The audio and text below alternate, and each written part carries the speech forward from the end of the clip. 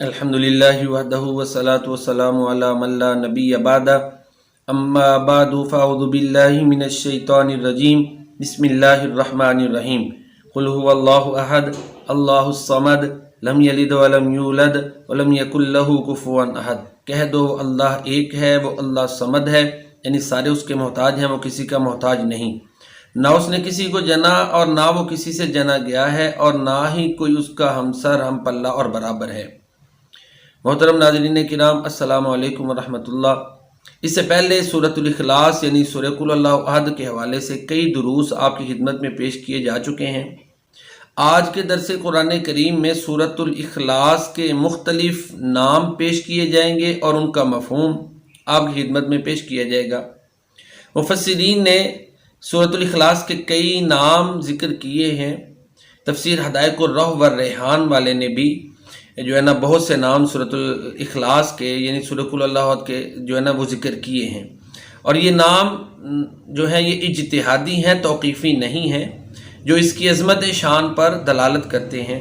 ایک تو اس کا نام ہے الاخلاص، جس کا معنی نجات دینا، چونکہ جو شخص اس کو پڑھے گا، اس پر ایمان لائے گا، اس کے مطابق عقیدہ بنا کر عمل کرے گا، اللہ تعالیٰ اس کو جہنم سے یا اپنے غضب سے ناراضگی سے نجات دے دیتے ہیں۔ دوسرا اس کا نام ہے التجرید۔ تجرید کا معنی ہوتا ہے کسی چیز کو زوائد سے پاک کر دینا۔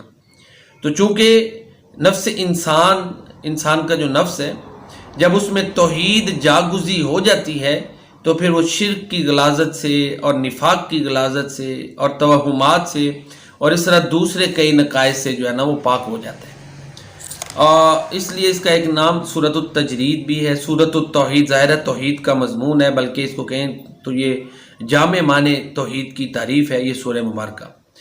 ایک اس کا نام ہے سورۃ النجات، وہی معنی کہ یہ جو اس پر عقیدہ رکھے گا، اس کو پڑھے گا، اس کے مطابق عمل کرے گا، اللہ تعالیٰ اس کو جہنم سے نجات دیں گے۔ الولایت، پھر اسی طرح اللہ تعالیٰ کی دوستی بھی اس کو حاصل ہو جائے گی۔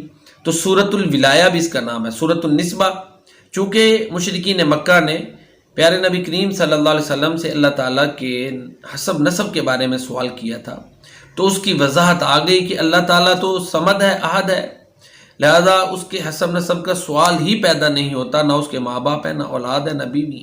وہ ان نقائص سے، چونکہ معبود ہے نا، اس کے لیے یہ نقائص ہوں گے کہ اگر اس کی یہ رشتے ہوں، تو وہ اکیلا ہے، وہ ان نقائص سے اللہ پاک ہے۔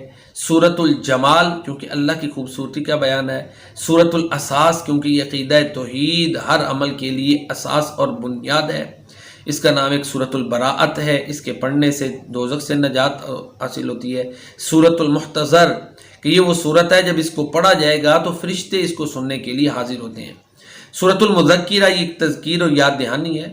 سورۃ المنورہ، اس کا نام المنورہ بھی ہے کہ یہ دل و دماغ کو روشن کر دیتی ہے۔ المنفرہ، شیاطین کو بھگانے والی صورت ہے۔ المعرفہ، اللہ کی تعریف اور پہچان کروانے والی صورت ہے۔